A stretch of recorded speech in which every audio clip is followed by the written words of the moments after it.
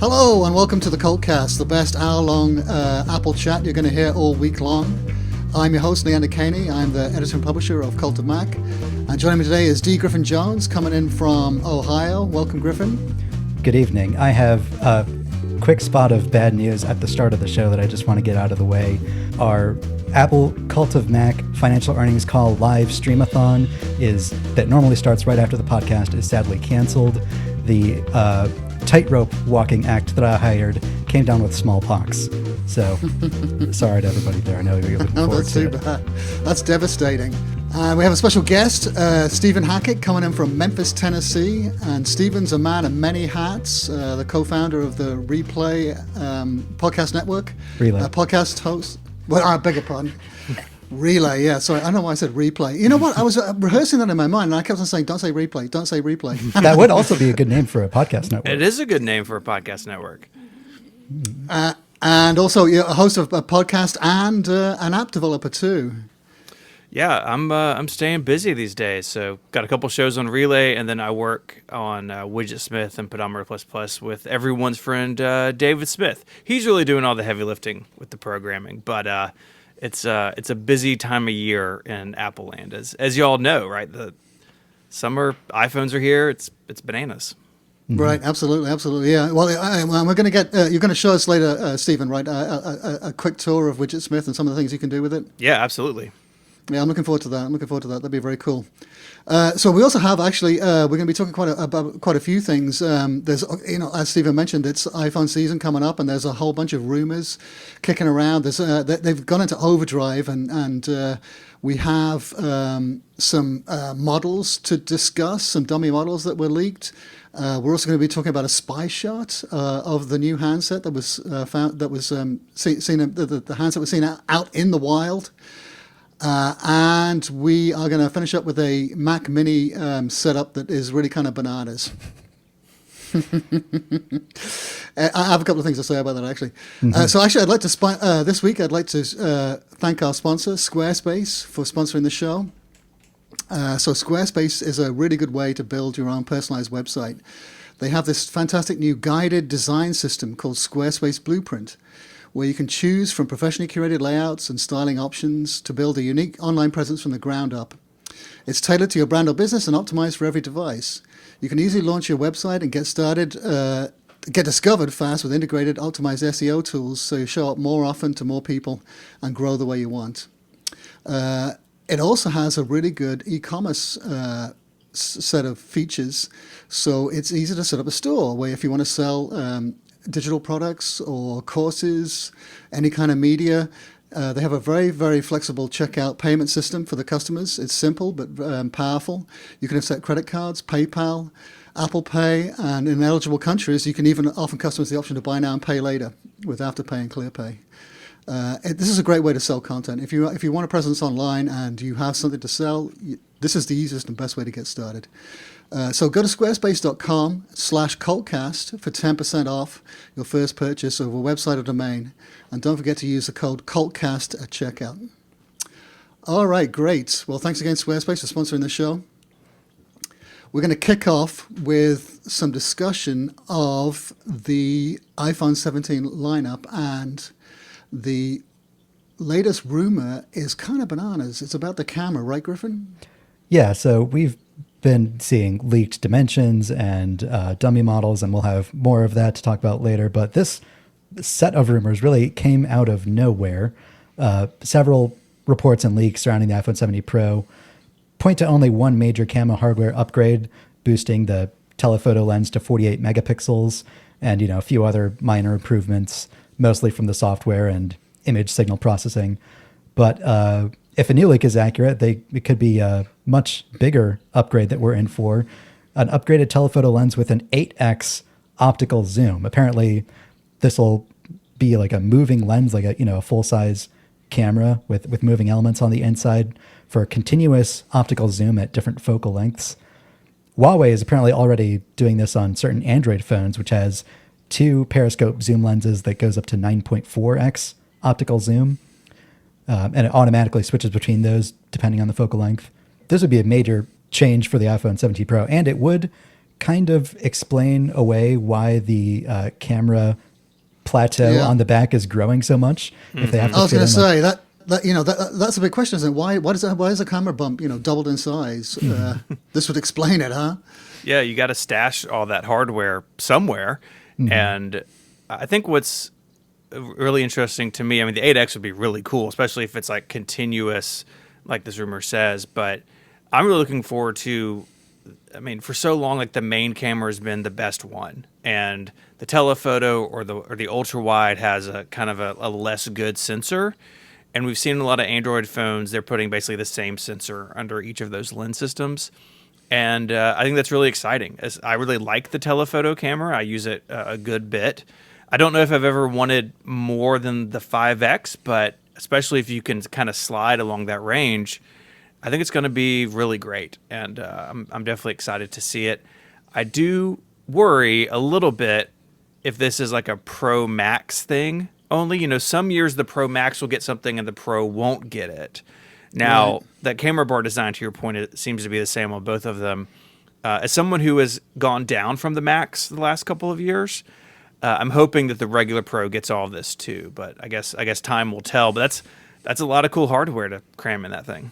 The once or twice a year that I end up going to a concert, I really want more than a 5X optical zoom. I was just at Blossom, the big outdoor space that's like right outside Akron a couple weeks ago, and I was zooming all the way into 15X and just taking pictures that look like garbage. So that would be great. Like if you think about it, you get like 8X optical zoom, but then combined with the 48 megapixel sensor, you could take like a regular 12 megapixel picture, even at like truly insane zoom levels, like 24X maybe. And that would be really awesome. Additionally, Apple will supposedly debut a new Pro camera app with the iPhone 17 Pro. It'll offer a host of advanced manual controls rivaling third-party apps like Halide and Filmic Pro. It's a possibility that the company might release this app as an update to the existing Final Cut camera app.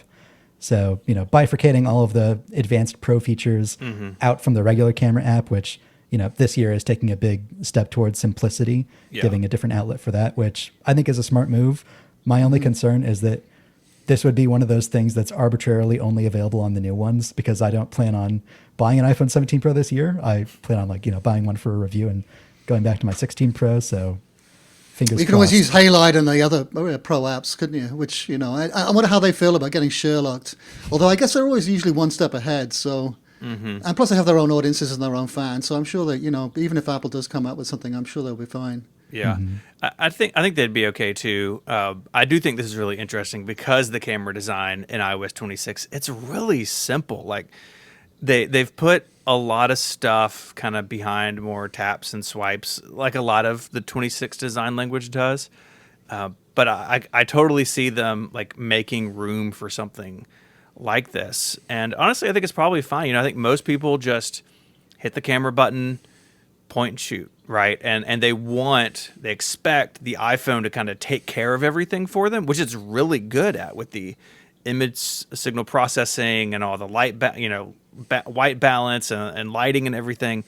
The phone just in pure automatic mode is incredible. And so keep that good for the masses, but those people who want a little bit more, they should offer it. And so I see this making sense, and hopefully they do it in a way that is communicated clearly, because I think you're right. For people who don't upgrade, is there kind of a point where you kind of fall in between the two things, and that could be a little bit awkward. This is where it gets a little off the rails. Lastly, the tipster says the iPhone 17 Pro will include an additional camera control button on the top edge, offering quick access to the camera and its settings. The existing camera control button will stay there. A new one, with the new one designed to complement its functionality. I see you shaking your head. Everyone's shaking their head. Does anyone believe this? No, this feels like a misfire to me, and we haven't. I think it's the first time this has been reported. And like, if you remember, usually with like physical changes to the iPhone, we know about them before the end of July. And like, why would you have two of them? Like, I don't know what the adoption is for camera control out in the world. I know anecdotally, people I talk to, it doesn't seem to be widely used. So I just don't buy this. Yeah, I mean, more buttons. This would be 5 buttons in total, right? I think on the it's outside like of the... all the way around. I mean, imagine this is true for a second. Is nothing sacred anymore? Like, where are you then supposed to hold the phone to take a picture? You can't really, like, the volume buttons occupy like a large portion down to the middle of the phone on the bottom edge, and you don't want to accidentally press those. You don't want to accidentally press the camera control on the top. Yeah. You're holding your phone sideways. Like, what? Then you do hold it on the top edge. You don't want to hold it on the bottom edge because then you're blocking the microphone. People do that all the time, and just Well, it comes with doesn't little it make... tweezers to hold the phone at the ends, you know? Doesn't it make kind of sense a little bit, maybe, if people are shooting in portrait mode? I also only use the camera control to open the camera. Me too. You can go in settings and actually disable all of the swipe gestures, so you don't even do that accidentally, and that's really the pro tip of the year. Yeah, right. I should definitely be doing that. I don't know, because I mean, you can do it portrait or landscape if you're an old like us, you know, with it here. It feels like the placement's actually pretty good for what it is now. I just don't know. This one, I read this when it came out and sort of scratched my head as Even if it was on the top, like, it's very easy to accidentally block the camera if you try touching the top edge of your phone. So That's very true. Yeah, exactly. It would be right on top of the lenses, wouldn't it? Mm-hmm. Yeah, I mean, even Mac Rumors, which first reported the rumor, said it was sketchy. they weren't quite sure whether to believe it or not. Mm-hmm. Yeah, we'll see in a few short weeks. Scarily short. I know, weeks. it's come up real fast. It's come up really, really quick.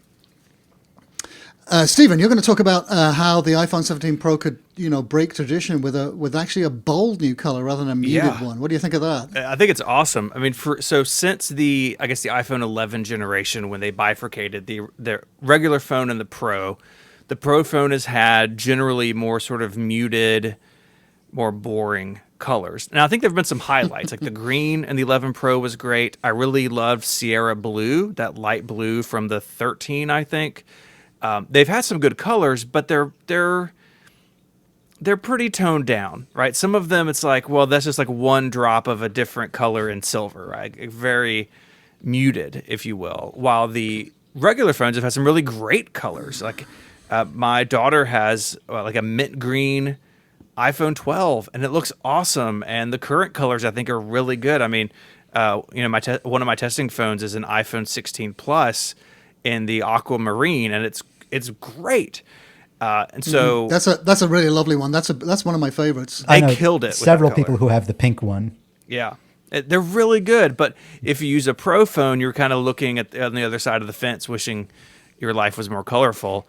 But it looks like orange could be the special Pro color this year, along with a blue, kind of a silvery gray, and then maybe a gold. We're going to talk about a little bit more of that later, but the orange could be taking the special color spot, which I think is great. I love orange. It's my favorite color. I think Apple's done some great oranges in the past. I mean, you've got a clamshell iBook behind you in blueberry. The tangerine version of that is awesome. A bunch of great orange iPods. And I'm really excited about it. I want them to have fun colors in the Pro, and if it's my favorite color, then it's just a bonus. I will say it has created tension. We're going to go to therapy for a second. It's created tension in me because I really was thinking I was going to do the iPhone Air this time. Like y'all, I've covered this a long time, and so when there's an interesting new model, that's the one I try to use that year so I can talk about it and understand it. And so this year, obviously, it was going to be the Air, right? Super thin phone. It's going to have maybe some potentially weird trade-offs, but let's understand it and talk about it. But then, if they do an orange Pro phone, like, what do I do? Are you really going to give it up for the orange color? Just get an orange case for your iPhone Air. Yeah, someone else has said that to me, but I also feel like I need to encourage Apple to do good colors on the Pro phone. So we'll see. And we'll see if this comes to pass, but I think it's... Our criticism is not unique, that the Pro colors have been a bit boring. I mean, everybody complains about it. Everybody that these muted colors. I mean, Apple insists that they're more professional. But that doesn't mean anything, right? It's like the quote I always go back to in 2018 when the Intel Mac Mini was introduced in space gray, and the guy on stage was like, "It's space gray. We know professionals are going to love that." It's like professionals don't like it. Doesn't matter at all. And most importantly, with the phone, most people, to your point, put them in a case.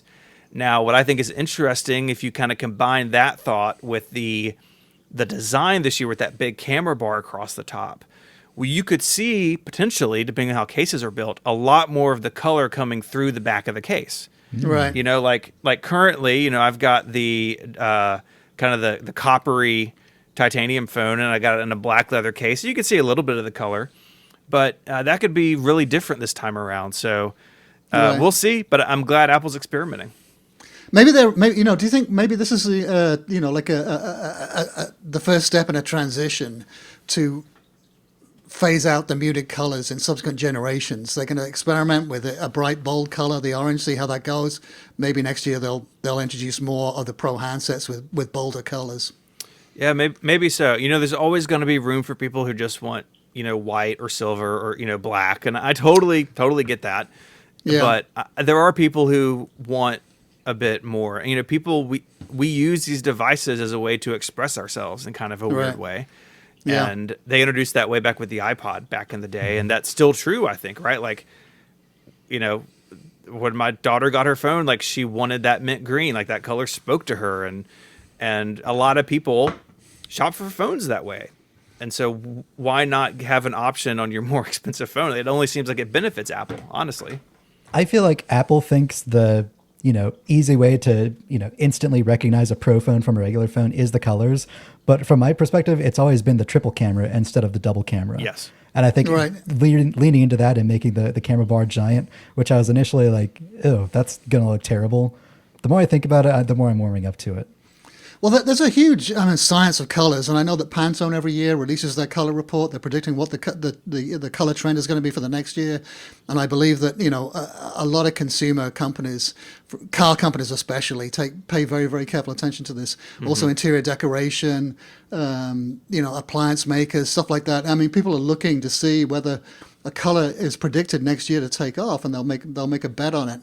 So I wonder whether Apple, you know, like, because you don't see a lot of in the cars. I don't know. Is there that difference between high-end cars that are more muted colors and cheaper cars, lower-end cars are more poppy? Pro cars, is that what you're saying? It's like, Yeah. I've got, you know, I drive a Toyota, but if I had a Lexus, it's like a Lexus Pro. Yeah, you're never going to be able to get it in that bright green. That's right. That's right. Every car is muted and gray and boring now. That's not just a universal thing. And it's to say. interesting. A lot of the car thing is such an interesting analogy. Car companies will do special colors. Like I know I'm a Toyota fanboy. Toyota has a TRD color on their trucks every couple of years. And like the truck I drive is an older TRD color, and they hold their value because of the color. Oh, really? What color is it? It's called Lunar Rock. It's like a gray-green color. And it stands out because it's not white or black. Right? Like if I go to the grocery store, it's not bright and, you know, it's not like neon green. It's pretty, you know, it's about like my shirt because it's pretty muted. Well, there you go. It's a little bit different, right? And some people are going to gravitate towards that. And with a car, right, like car wrapping is a huge business, especially on high-end cars, because if you buy a high-end car and it comes in black, like maybe you want it to be flashy, maybe you want to be noticed, and so you get it wrapped in some color, like some color shifting thing. People, again, expressing themselves through the color of their objects. And you know, I mean, I remember when the iPhone XR came out, you know, 6 years ago or whatever. I think they were the best colors on a modern phone. And I was on a XS, which was like, you know, stainless steel and glass. It was a beautiful object. But every time I saw a XR, like went to the store and saw them, was like, man, these colors are so good. Like, how much fun would it be to have a coral iPhone XR? The blue that year was really nice on the XR. But I wanted the pro features. I wanted, you know, at the time, the second camera and some of the things that came with that. And so I had to kind of put aside the color choice. And I think you're right. Like if Apple can find a way to balance all of that, I think it's good for consumers. It's good for Apple. And, you know, I'd say have fun with it. You know, none of us are making these phones. I'm sure it's extremely complicated to make 8 colors of iPhone. Yeah. But if anyone can do it, it's the people in Cupertino, right? Like they've got it ironed out. And so I really hope this comes to pass. And I think it'd be a fun way to introduce the new design. Like if there's an orange one, I hope to see that in the the ads and the commercials. And I mean, I'd like also for them to bring back the mid-year cycle. You know, for several years they had a new phone color in the spring. Sometimes it was product red. On one iPhone it was like the yellow. Like it was on the regular phone, like a bright yellow. On the 12, it was that wonderful purple color. Yeah, the purple was really nice. And I think there's also room for that. Like halfway through the year, maybe replace the orange with something else or add something else to it. Like because people buy phones year round, you know, people like us, people listen to our shows, right? Like we think about the fall being new iPhone season. But like most people, like my sister-in-law the other day texted me, he's like, hey, I'm going to buy a new phone. Like I'm not going to tell her to wait to September. Like she's on like an iPhone 11, I think, like it's time. It's like, go get a 15, pick your color, and like you'll be set. And that's how most people shop for phones. And so why not refresh the line with new colors as you go? Just have some fun with it. Apple needs to loosen up a little bit in this department. Well, one thing I noticed with the spy shots, it was the dummy models that were released a couple of days ago. Majin Buu, who is a prolific leaker on the socials, his spy shots, the orange was much bolder on the dummy model that he had from the photos that were leaked by Sonny Dixon, who's also another prolific leaker. So actually, and I was, Macro got that great scoop a couple of weeks ago where they nailed the actual Pantone colors. And I thought it would be interesting, and I didn't see anyone do this, but it would have been, I think, maybe interesting to actually sort of see whether that Pantone matched the colors in the dummy shots that got leaked. I didn't see anyone do any kind of a comparison. So I don't know. Is it that? In the images that I saw, it was just the camera lens that you could see where the orange, and it's impossible to tell what kind of shade it is really from such a small strip of metal. So I wonder how bold is it actually, that Pantone orange? Did any of you guys see anything about that? Well, it's interesting because the rumor mill got Desert Titanium very wrong. It was expecting like a bronze color, a much darker color, and then it ended up being like, basically silver, but with like a little like drop of gold in it. So yeah. I mean, when you held it up earlier, I didn't even realize that you had the Desert Titanium one. Yeah, Steven, so. we had a bet on Connected that because the rumor was like it was going to be brown, and I was like, if they make a brown phone, I'll buy it. Like just like a eat my hat kind of statement. And so this was close enough where my co-hosts were like, no, you have to get that color. And honestly, under some is that why you got it? Yeah, because you lost a bet. Yeah, honestly, because I love the natural titanium. I think that's the best color right now. But under some lights, this phone looks pink. Right, and I don't mind it. Like, I think it's really pretty, but when the colors are so muted and like the vibrancy slider just all the way at 0, light really changes how it looks. And I think that may be what's going on in those photos because they do all look a little bit different. The photos also are interesting because some of the rumors have like a secondary like finish, kind of like where a MagSafe wallet would be. And right, yeah. And those dummies those dummy photos, not those dummies, those dummy photos seem to lack that. And so I'm also curious if that's something that maybe was an earlier design that they decided not to do or what happened there. But well, the dummies should be taken with a pinch of salt anyway, because they're probably coming from case makers and third parties, people in who have the specs from the supply chain, and I think they're more concerned about the dimensions, for case makers and stuff like that, with the exact placement of the buttons and things like that. And actually, that was one of the funny things. I didn't see any of the top button on the dummies. There was no pictures of that, which I think would have been important if that was if it was coming from those sources.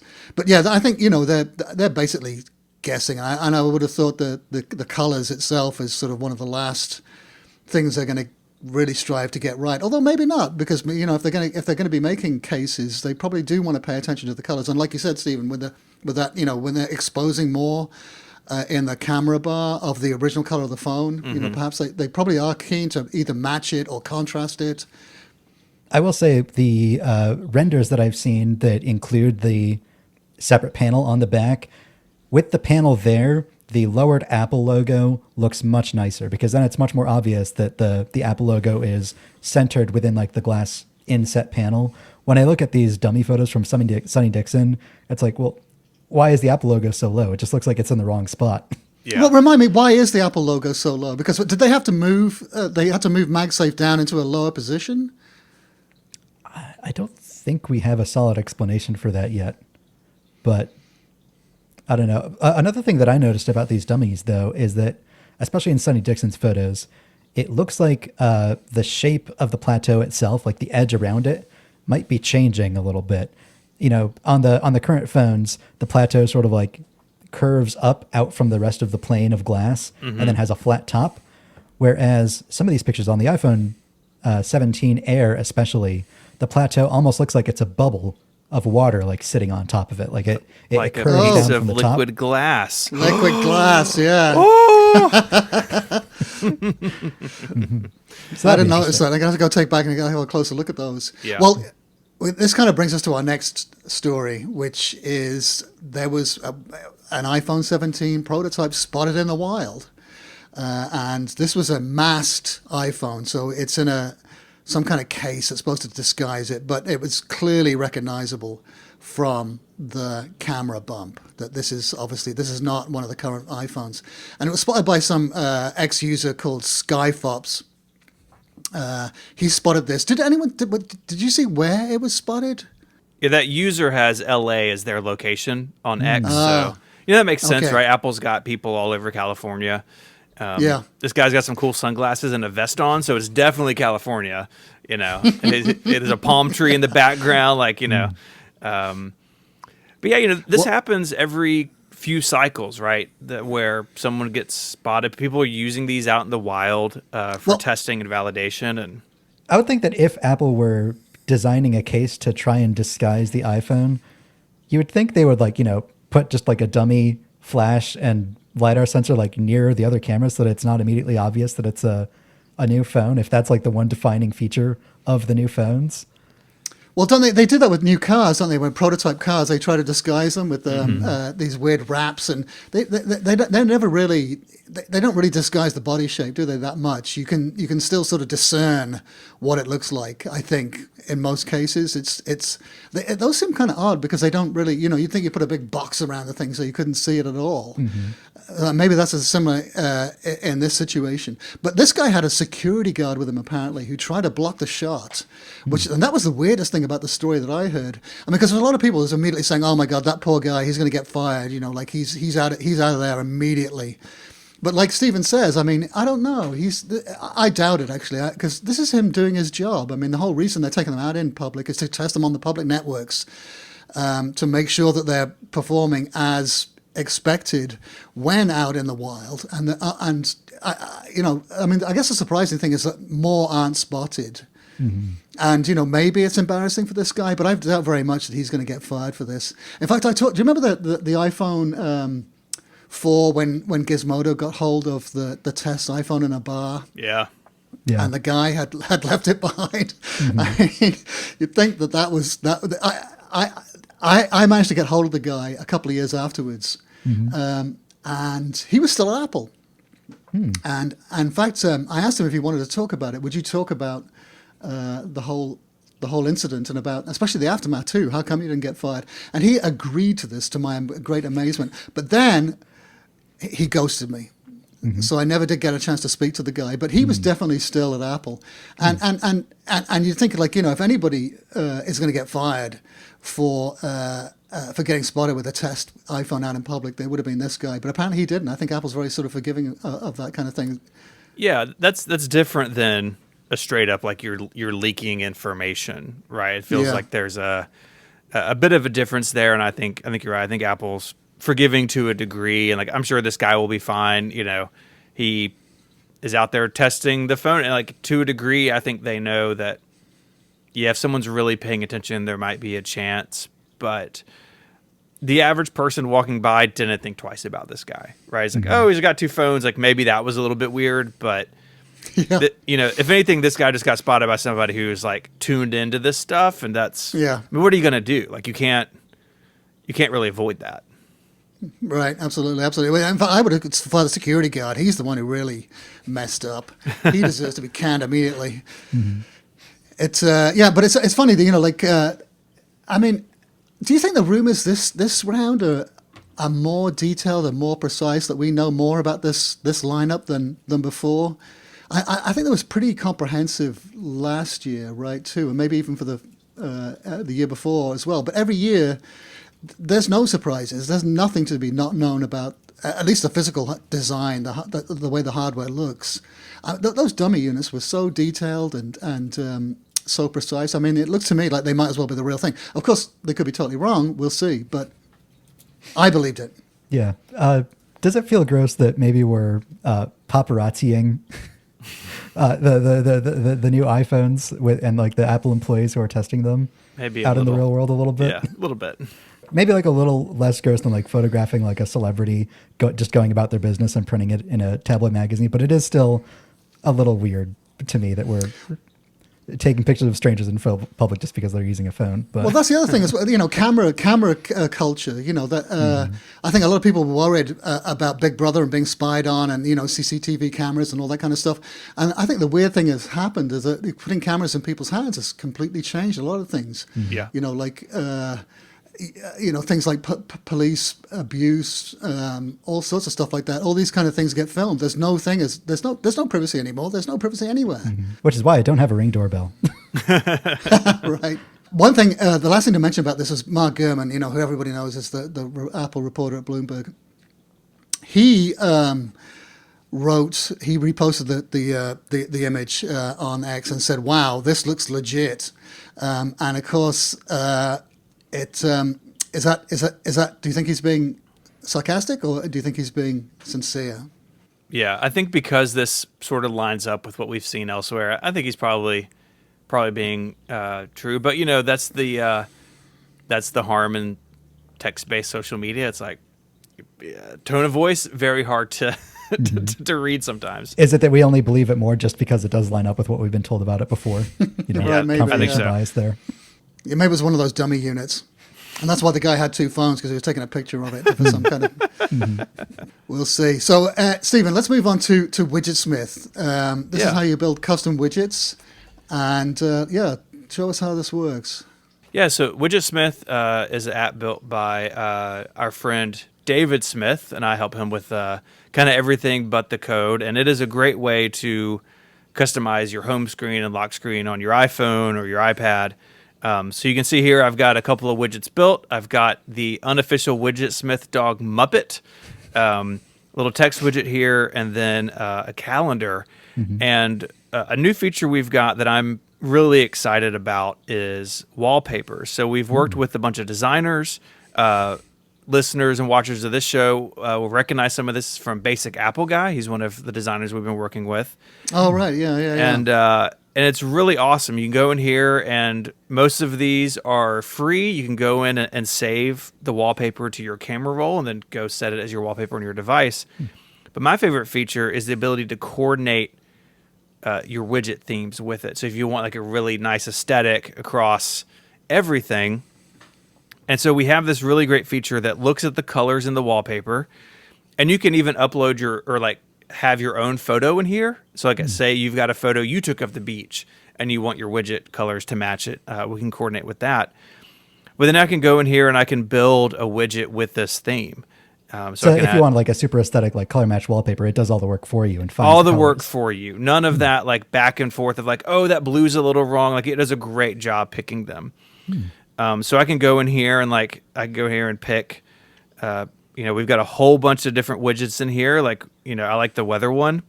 I'm not in Rome, so we'll change that to Memphis.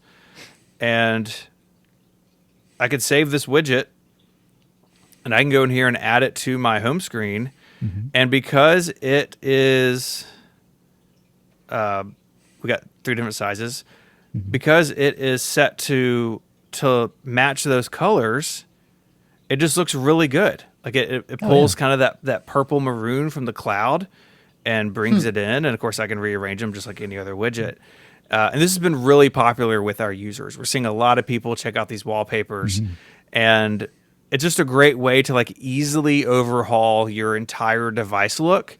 This is great on the iPad in particular. Maybe you want sort of a launch pad kind of control center, of all your stuff.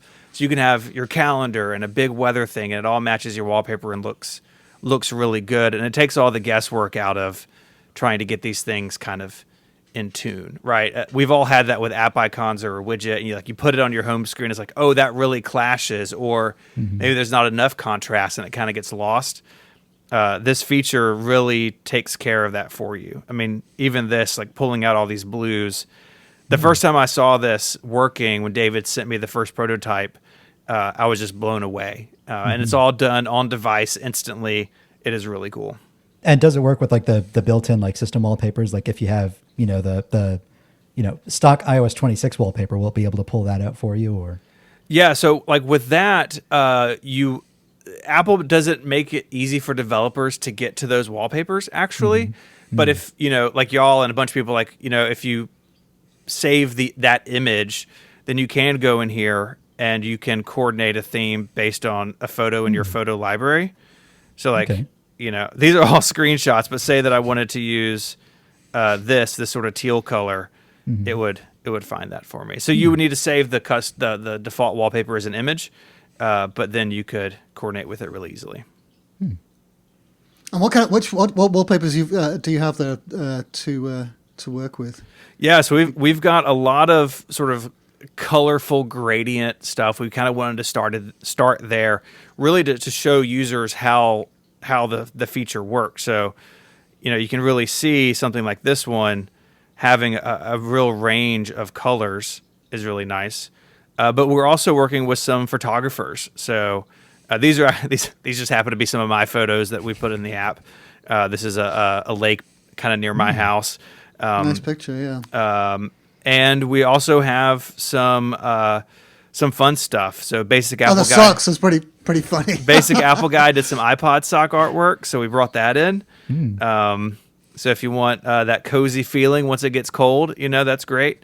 And we're working with a range of designers and photographers and are dropping new wallpapers every week, generally on Tuesdays. And you just get a little badge in the app. We're not sending push notifications or anything weird like that. It's just a little badge in the app tells you when there's new wallpapers you can check out. I like those the Sultan ones. That's Basic Apple Guy. It is. Yeah, these are really cool. I love that green with that.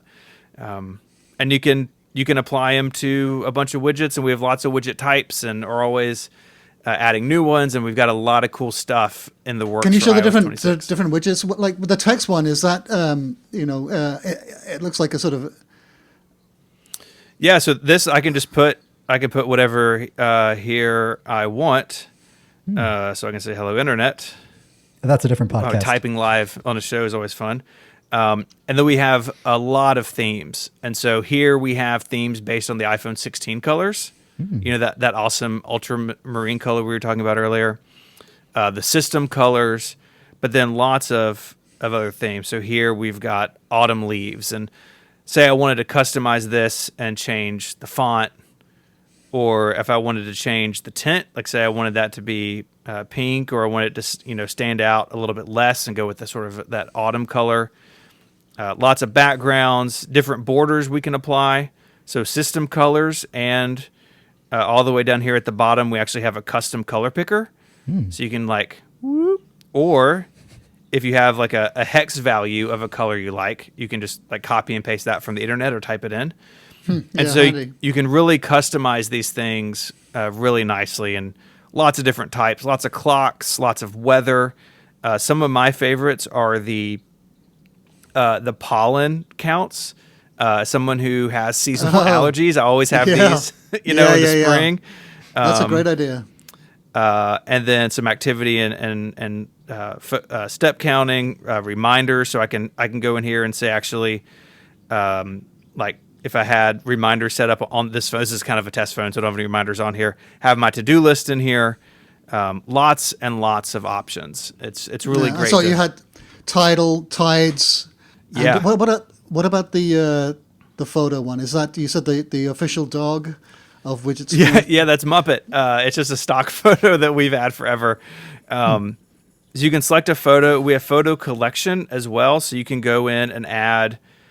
You could add multiple photos, and the system will just kind of throughout the day. This widget will cycle between these photos. And so I've got one of these on my personal phone with about a dozen photos of my wife, and it's every kind of throughout the day, over time, I get a different photo in that widget. And Apple's official Photos widget won't let you be that nitpicky with it. Like, That's I right. think you can pick an album, but this lets you pick specific pictures. That's right. I like Apple's photo widget, but if you want something really specific, like maybe you've just had a baby, or you want a picture of you and your granddad fishing, whatever it might be, it's really nice to go in here and build your own collections, to have full control over that. Because Apple's, you're kind of left up to their system, and maybe you've had the experience I certainly have of like going and telling, actually, I don't want that photo in the widget, right? And they have a feature for that, like feature this person less. With Widgetsmith, you have full control over what shows up there, which is really nice. And one of the other features is that you can set it for different times of the day. Is that correct? So that you can see different widgets at different times? That's right. So say that we've got say we've got a photo widget here, and I'll just pick my little cartoon version of myself. And if I go up to settings up here at the top, there's a timed widgets section. And so I can go in here and I can say, between 8 and, that's cool. 8 and 6, I want that, that photo of me. But then I want, kind of the rest of the day, maybe this is work hours and off work hours. And maybe during work hours, I want, instead of a photo, maybe I want my calendar there. Because maybe I'm always referencing really that. And it's in the day. same widget, so you don't have to go flicking through a smart stack. Because That's I right. find the smart stacks to just be incredibly irritating. Yeah, it's the same. It's the same widget. So in this case, between 6 and 7, the way I did this just on the fly would show my calendar, and then between 8 and 6 would show this little cartoon character me, and I can pick a third one up here. But you're right; it's the same widget. So if that widget, is on your home screen or maybe on that today view, at the set time, it will flip over to that different type, and you can pick between any different type. So I could have a photo, a calendar, and then, maybe for that other time, maybe I wanted the temperature, temperature high and low. And that one widget will take on those different functionalities throughout my day. I use this one a lot for, I've got on my personal phone, I have during the workday, I have a time zone widget because everybody I work with is in a different time zone. But then in the evenings, it's a family photo. And for me, that's just like a bit of a reminder of like, okay, I'm not at work right now. Like, it can really set the tone of your home screen just by setting up a timed widget or two. Cool that you have it set to your family instead of like the opening times of the local bar. Or happy hour specials and stuff like that. And we've got countdown widgets. So, if you want to count down to that when it opens, you can see that too. And so I presumably each widget can be timed. Is that right? So if you have 3 or 4 widgets on your home screen, each one could be set to a different thing. Absolutely. Yeah, very cool. Yeah, it's very great. Cool. That's a really great feature. Well, I don't really do anything with my widgets, I've got to be honest. I've hardly touched them. Like you said, the smart stack I found annoying. But I know a lot of people do use widgets for a lot of useful things, and this really seems like a good way to do it. In fact, I'm more interested in doing it on my iPad, I think. It's great on the iPad. And the iPad, you also get an additional size. You get the extra large size, which is like really big. And, my iPad, I've got one screen that's just my apps, and then I have a second screen that's basically all widgets. And so if I want to see my to-do list or my calendar or some photos really quickly, I can do that. And it's great if you have your iPad kind of at your desk throughout the day. It's like a sort of just a secondary device and kind of build a little control panel. Yeah, exactly. That's a great idea. That's a really good idea. Have you actually? I've got an old iPad. I always want to kind of mount it on the wall and have that sort of do that kind of thing. Have an information display. Yeah, that sounds like a really good way to do that. What's that fuzzy time one there? Is that just the time fuzzy or? Yeah. So so if I set my location in Memphis, so right now it's 12:24, so fuzzy time is 25 past 12. If you don't need to be that exact about your time, it's pretty fun. I personally, fuzzy time is not for me. I want the exact time, but a lot of people live a more relaxed life than I do. Yeah, whenever people ask me the time, I always say, "Oh, it's 10 after" or whatever. Yeah. I round it up or round it down. See, perfect for I'm you. a fuzzy. Perfect Yeah, for I'm you. a fuzzy time sort of person. That's right.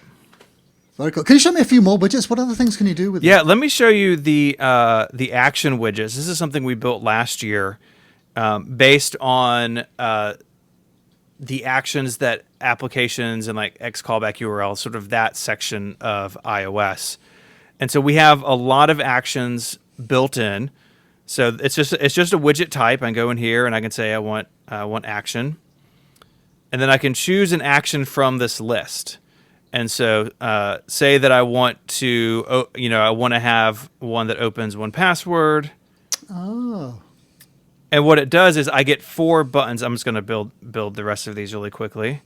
I saw Amazon there, so I wanted to open up Amazon. Right. So here I'm just going to have it open these. And of course, I've got lots of themes. All the themes across every widget type. We'll pick System Purple. And then if I switch to this widget, so if I edit the widget and pick my action widget I just built, now this widget has 4 buttons on it. So if I this one is set to open the App Store, it'll open the App Store for me. And there we are. So we can see what's going on here. Or this one I had set to open to the weather app. And so it's showing weather there. So it's great. And again, on the iPad in particular, setting this to a large or extra large widget, you get a lot of buttons. And there are a couple of different designs. You could have this, if you wanted a home screen that's just text, right? You could get a really minimal look. You could have a text action widget. And instead of these icons, which you can choose different themes for the icons too, you could just have text labels. So you could have just a big widget that says like text mom, check calendar, navigate home, and each of those be an action, but it's just text. And if you color match it to your wallpaper, like open app, but like open a specific part of an app. Right. So you can make it super minimal and really clean looking. And we've got a lot of people doing that for just a really, really simple aesthetic that I think is pretty cool.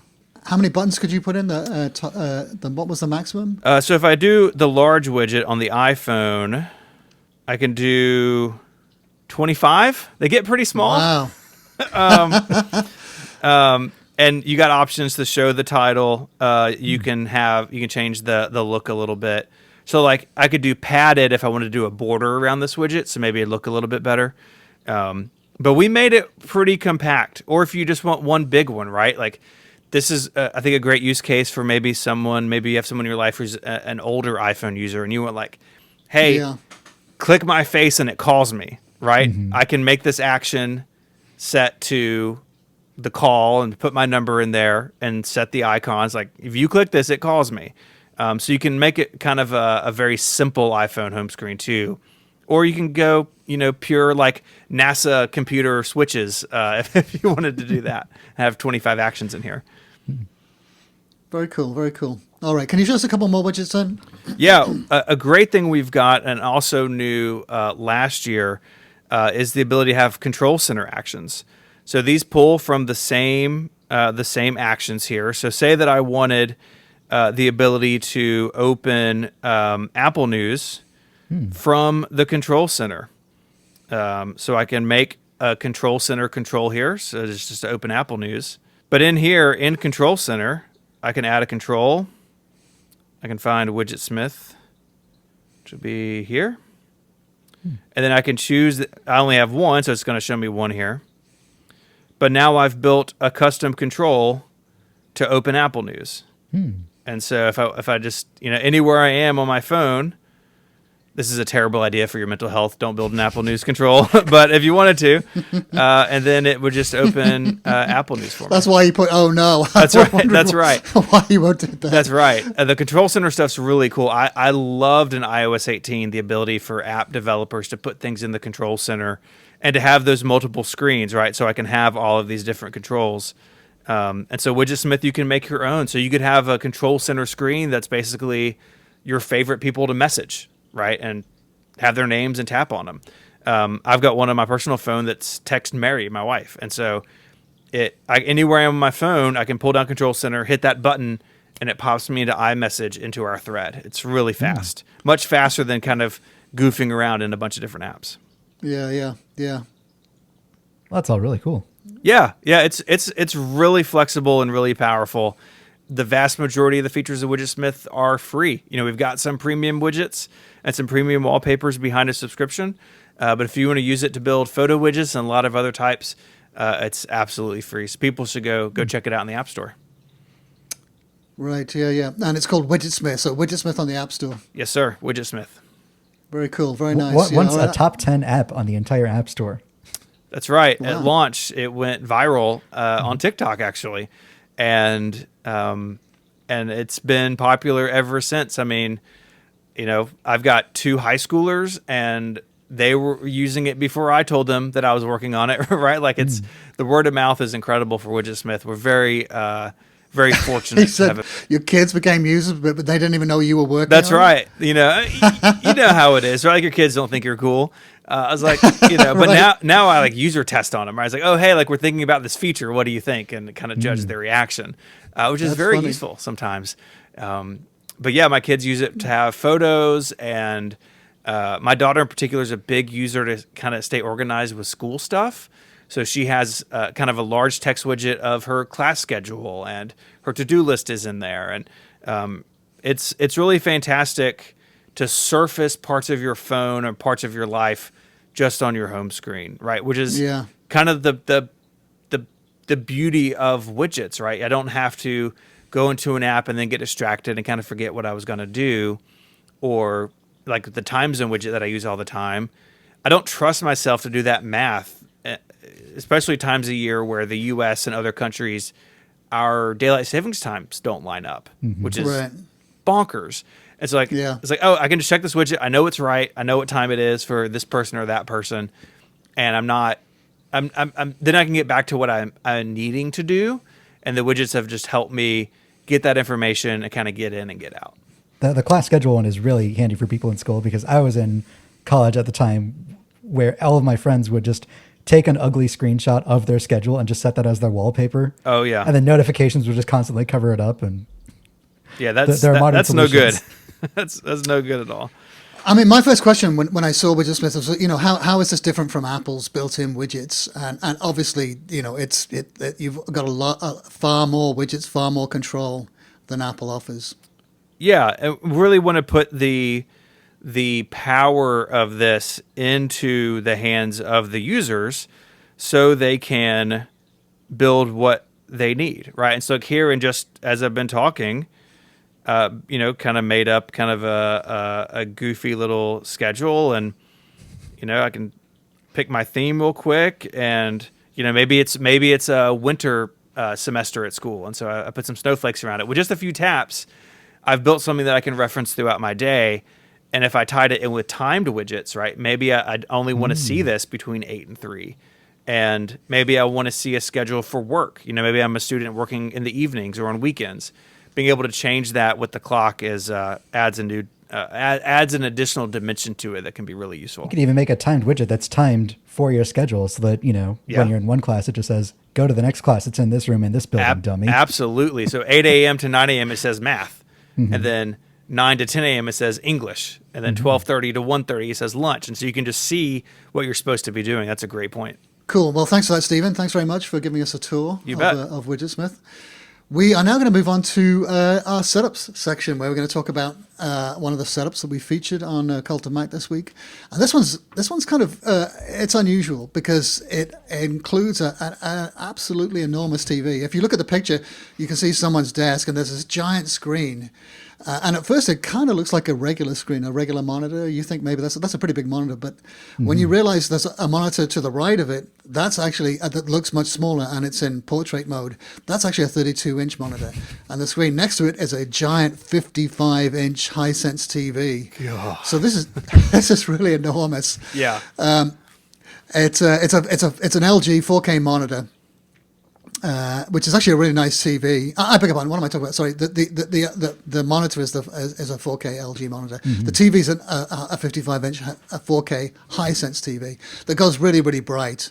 It has 3,000 nits of brightness. I did this myself a few years ago, but this is before 4K TVs, and it was absolutely a horrible experience because the resolution is so low. It seems like a good idea, but everything is gigantic on the screen, and so it kind of turns out to be a disaster. Have you guys tried it with a 4K TV?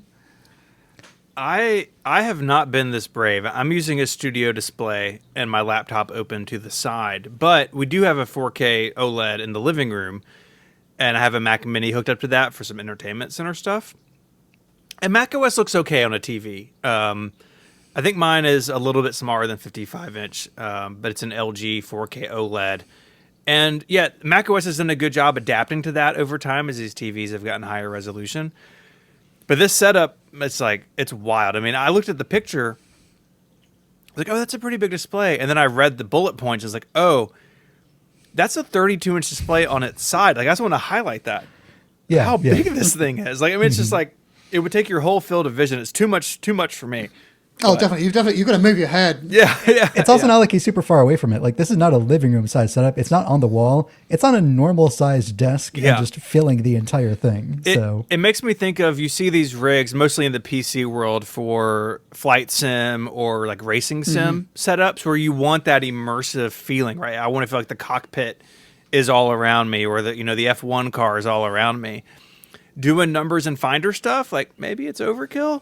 But but I think I love it. Well, given the audio gear as well, I mean, he's got some pretty serious audio gear. He has not only a couple of really nice speakers, he's got a massive subwoofer underneath the desk, and he's hooked it up into this into a DAC. So this to me looks like a setup that's for media consumption. Like I'll bet he's watching videos or doing some kind of video production, so he can probably see what it's going to look like on a big screen like that. Yeah, because that HDR is hard to get still, unless you do something like this or the Pro Display XDR. Like the Studio Display can't do a lot of HDR stuff, right? Because it's kind of an older panel.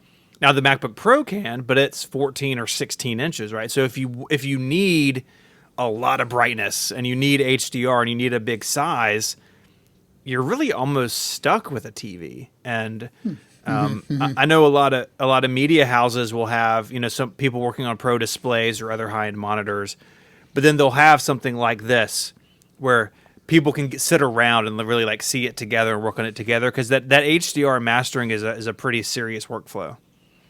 A lot of third-party displays claim to be HDR, but HDR actually has much lower requirements than you might think. Like a display only has to be 500 nits bright to be able to technically claim it's HDR, because it's designed to be viewed in a pitch black room where the relative brightness is going to be much greater. But TVs, they're designed to be in like living rooms in broad daylight, so they're obviously going to go much brighter. This is 3,000 nits. Yeah, I don't think the studio displays that bright. Like that's insane.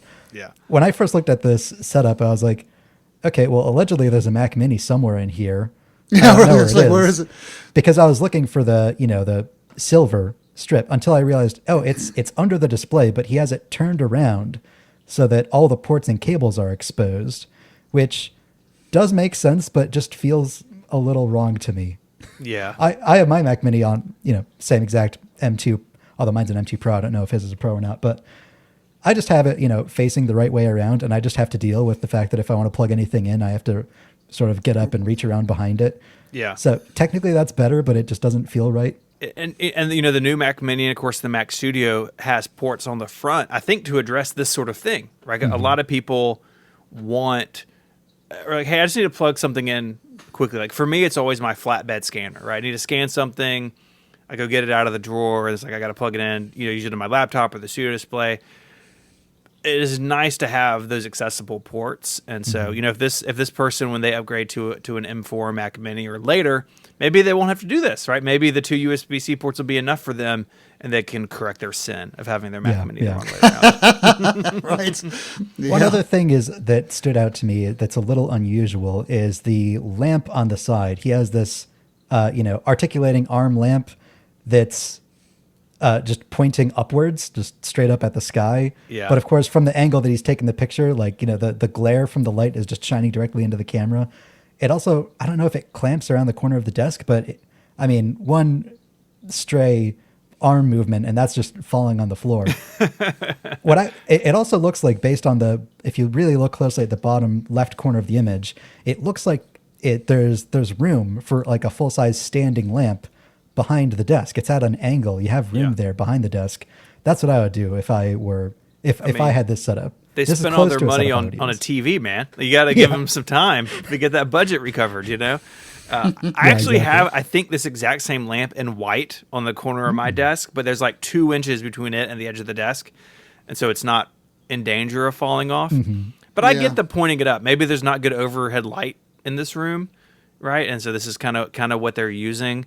Or maybe they were like, you know, some other issue. But so I don't mind the lamp shooting straight up.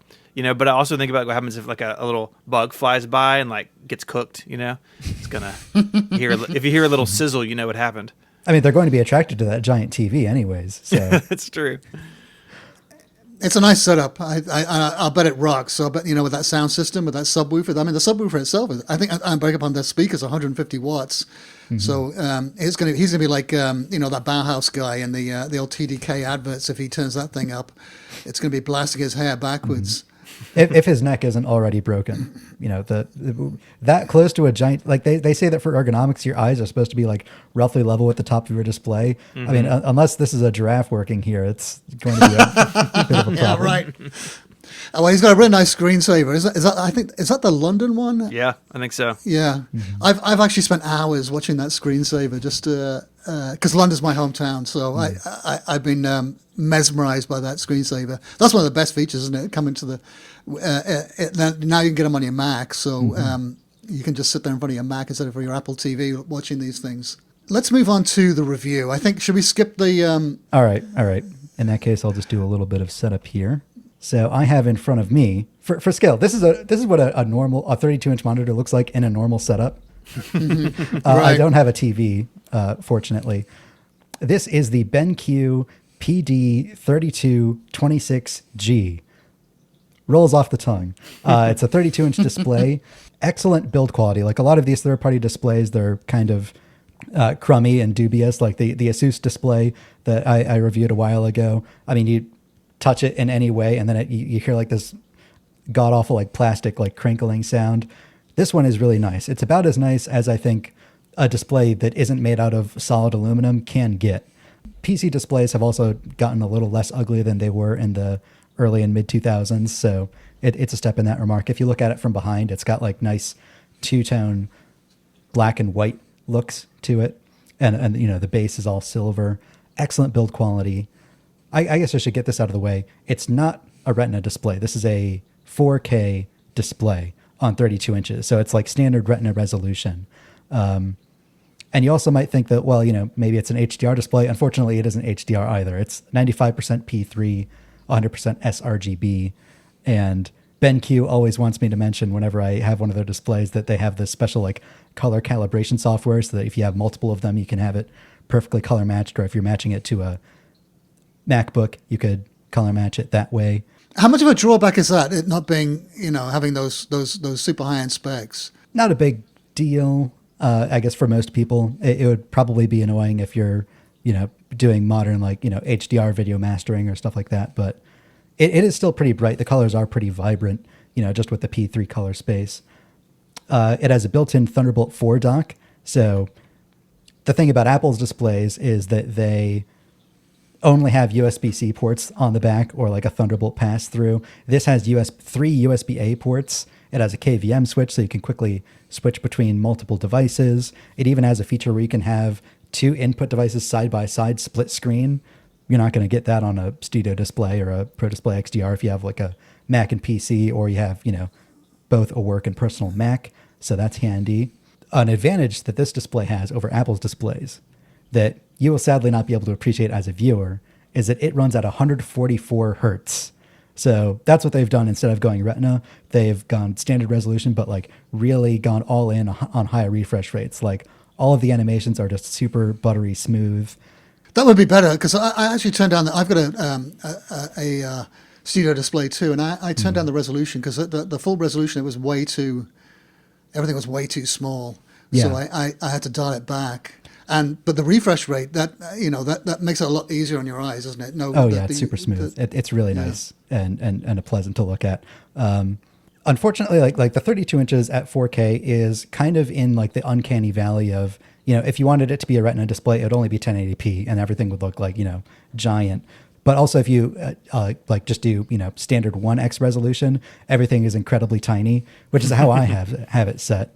And I've just been dipping into that world for a while. So I have, a full-size music window, and that's all just tiny over there. Podcasts, like Slack, calendar. I can fit like literally everything on here with virtually no overlap at all. It's kind of insane. Discord, mail. Yeah, that hurts no my problem. eyes to think about. It really does. My if you look how tiny my dock is at the bottom, like I can't. That's supposed to be like 32 pixels tall, and yeah, you don't need a 55-inch TV, do you? no. Everything could be. It's like the dock is 2 pixels tall. It's like. Yeah. Yeah. Like Logic is a big app, and it's only taking up like a small little sliver at the bottom of the screen. Mm-hmm. It's an interesting way to live. I'll say that. They have one gimmick with this, which is a small little remote control device here. This is called the Hotkey Puck, which is a bit of a pun because it's roughly Hoggy Puck size and shaped. And there's a little remote control you can use to control the display. So you have like a big silver dial on it, and you can control what this does. Like I have it set to adjust the brightness, so you can spin the brightness really dim if you want. That's just like do you remember, was it Griffin? Yeah, what was the name? the iMate. I had one and it was kind of completely useless, but because you could set it to do a whole bunch of different things, right? Mm-hmm. Change the volume. Yeah, you have 3 buttons here that by default that switches between different color spaces. So you can switch between P3, sRGB, or their MacBook mode. You have a button here that switches inputs really easily, and it's also just like you have an info button at the bottom that just always shows you like what the current specs are that you're looking at, which is super handy if you change that a lot. And it's also just like the easiest way to, manage a display. Like every third-party display has like this button thing, and they all work completely differently, and none of them work well enough. Unlabeled buttons you have to fiddle through.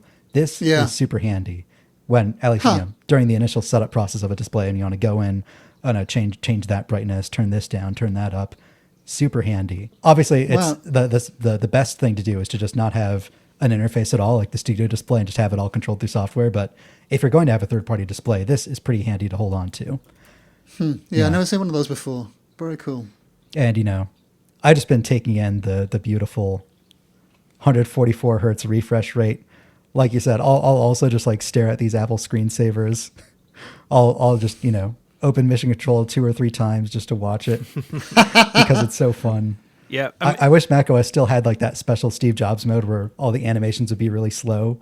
Yeah, just to take it in. But yeah, clearly there's room for Apple to do something better with their external displays. Like the MacBook Pro display is so good, right? The color, the resolution.